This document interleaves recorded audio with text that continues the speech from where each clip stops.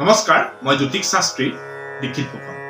আজি আমি আমাৰ এই বৈদিক এষ্ট্ৰলজাৰ্ছ যি চেনেলটোলৈ সকলো অসমভাষী ৰাইজক প্ৰথমে স্বাগতম জনাই আজিৰ অনুষ্ঠানটো আৰম্ভ কৰিব বিচাৰিছোঁ।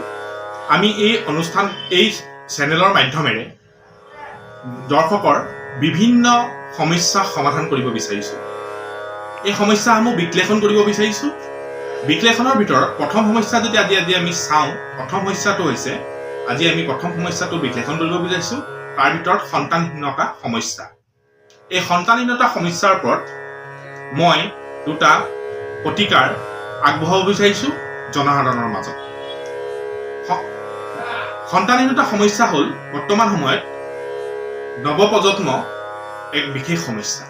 এই সমস্যাটো বিশেষকৈ পঞ্চমপতি স্থানত ৰবি গ্ৰহ আৰু অষ্টমপতি স্থানত গুৰু আৰু ৰবিৰ যদি সঞ্চাৰ হয়, তেনে ক্ষেত্ৰত নৱদম্পতিৰ ক্ষেত্ৰতো সন্তানহীনতা সমস্যাই দেখা দিব পাৰে। এই সন্তানহীনতা সমস্যা আমি জ্যোতিক মাধ্যমেৰে কিছুমান বিশেষ ধৰণৰ উপায় অৱলম্বন কৰি সন্তান পোৱাত আমি যথেষ্ট ক্ষুদ্ৰ বৰঙণি আগবঢ়াব পাৰোঁ।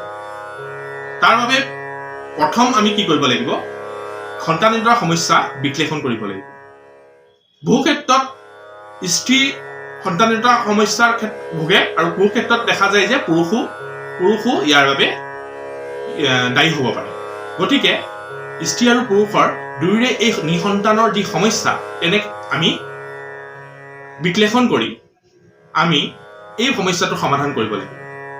সমস্যাটোৰ ভিতৰত প্ৰথম যদি আমি সমাধান কৰিব পাৰোঁ, কিছুমান গ্ৰহ মূল আমি ধাৰণ কৰিলেও এই সন্তানহীনতা সমস্যাৰ পৰা আমি যি সন্তানহীনতা সমস্যা দেখা দিয়ে, এই সমস্যাটো আমি সমাধান কৰিব পাৰিম গ্ৰহমূল।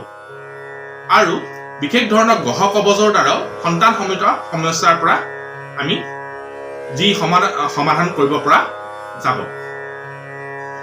এই সন্তানহীনতা সমস্যা গ্ৰহৰ ক্ষেত্ৰত যদি আমি চাওঁ, গুৰু আৰু ৰবি গ্ৰহৰ যি ক্ৰিয়া, সেই ক্ৰিয়াৰ আমি যদি বহুখিনি সন্তানহীনতা সমস্যা হাত সাৰিব পাৰিম। সেই ৰবি আৰু গুৰু গ্ৰহৰ প্ৰতিকাৰ কৰিলেও এই সমস্যাৰ পৰা সমাধান পাব পাৰিম। অন্য কিছুমান উপায়েৰেও যি মই এই চেনেলৰ মাধ্যমেৰে দৰ্শকক পোনপটীয়াকৈ ক'ব নোৱাৰোঁ, যিখিনি মই মোৰ পাৰ্চনেল যি নম্বৰ আছে তাত কণ্টেক্ট কৰিলে মই ক'ব পাৰিম, সেই সন্তানহীনতা সমস্যাৰ ওপৰত আমি পোনপটীয়াকৈ আমি ইয়াৰ যিখিনি প্ৰতিকাৰ পাব পাৰোঁ। অন্য কিছুমান উপায় বা কিছুমান আমি পদ্ধতি, যিটো আমাৰ জ্যোতিক মাধ্যমত কৈ আছোঁ, মই কোনো চিকিৎসা বিজ্ঞানৰ পদ্ধতিৰ কথা ইয়াত অৱগত কৰা নাই। জ্যোতিক মাধ্যমৰ যোগেদি কিছুমান পদ্ধতি আছে, এই পদ্ধতি অৱলম্বন কৰিলেও সন্তানহীনতা সমস্যাৰ পৰা আমি যিটো সমাধানৰ পথ আমি বিচাৰি পাব পাৰোঁ। আমাৰ এই অনুষ্ঠানটোৰ যোগেদি যেন অসমৰ বিভিন্ন প্ৰান্তত থকা বিভিন্ন সন্তানহীনতা লোকে যেন সন্তান হয়, নিঃসন্তানৰ ঘৰত যেন সন্তান হয়, আমাৰ উদ্দেশ্য সেয়া। গতিকে এই উদ্দেশ্য আগত ৰাখি আমি আজি সন্তানহীনতা সমস্যাৰ বিষয়টো বিশ্লেষণ কৰিছোঁ আৰু অন্য দিশো আমি বিশ্লেষণ কৰি যাম লাহে লাহে।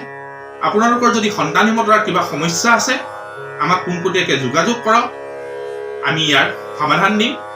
অতি কমেও আমাৰ এই অনুষ্ঠানৰ যোগেদি, আমাৰ জ্যোতিক মাধ্যমৰ যি অনুষ্ঠানৰ যোগেদি অতি কমেও 10 বছৰ পুৰণা, 10 বছৰ 12 বছৰ নিঃসন্তান নোহোৱা মানুহৰো আজি সন্তান হৈছে।